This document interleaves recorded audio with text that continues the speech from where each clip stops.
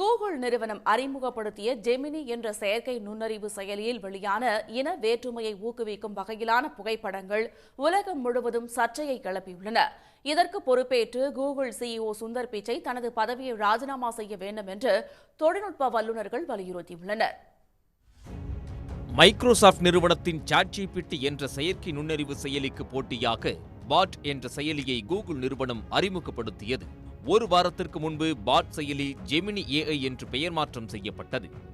இதில் ஏற்கனவே பல்வேறு குறைபாடுகள் இருந்ததாக புகார் எழுந்த நிலையில் சில நாட்களுக்கு முன்பு இதன் புகைப்பட உருவாக்க நுட்பத்தில் கோளாறு ஏற்பட்டது.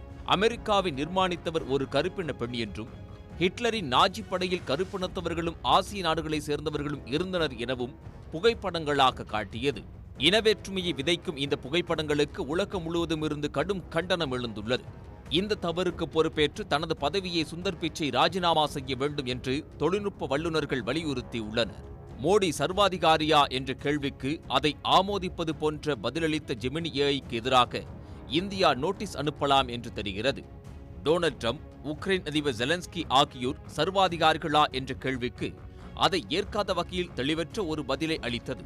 இதற்கிடையே ஜெமினி ஏஐயில் ஏற்பட்டுள்ள இந்த தவறுகளை ஒருபோதும் ஏற்க முடியாது என்று தனது ஊழியர்களுக்கு கடிதம் மூலம் கூகுள் சிஇஓ சுந்தர் பிச்சை எச்சரித்துள்ளார்.